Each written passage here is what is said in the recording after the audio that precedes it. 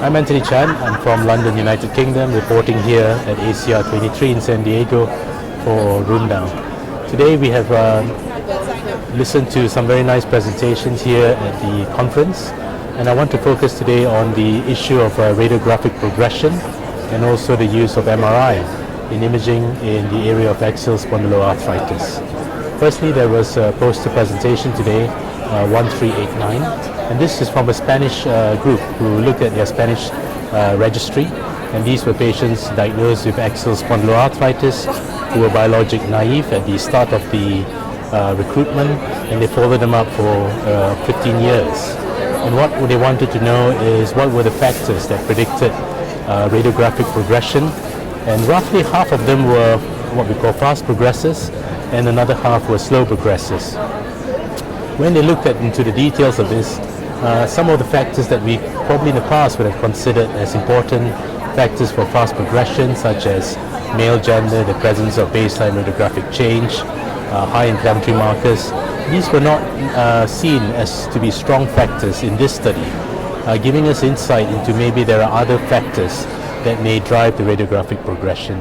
But they did find that the presence of preceding back pain prior to the diagnosis was one of the strongest factors for the radiographic progression. The other aspect from this study was that the rate of progression was much lower than what we have come to understand, using what we call the Modified Stoke Ankylosing Spondylitis Score, or MSAS.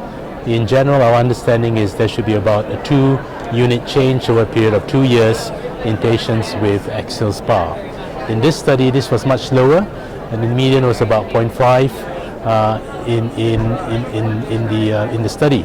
And this is much lower than what we have known to be in the past. So I think this opens up for us to understand that there are inherent characteristics about the patients that we study that may predict either they are fast progressors or slow progressors.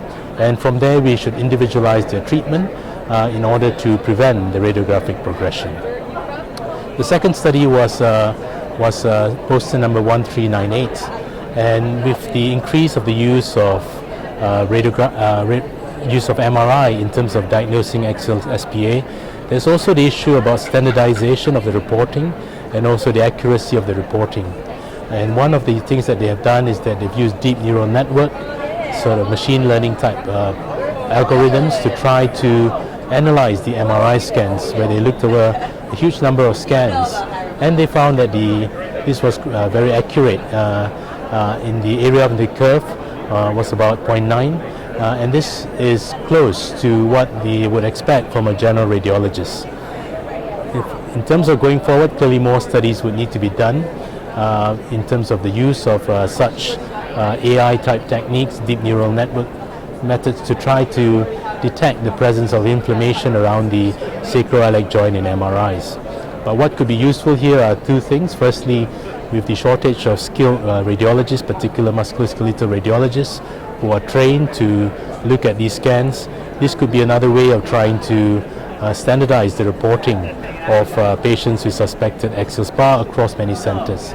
Secondly, I think the use would be in research, where we often have to have readers to validate the radiographic findings in order for patients to be entered into clinical trials or for the endpoint in terms of the outcome. Again, I think such deep neural network technologies could be deployed in order to standardize some of the reporting that we see in the field of AxSpA, where the MRI is very much the cornerstone of both the diagnosis, the management, and the follow-up of our patients.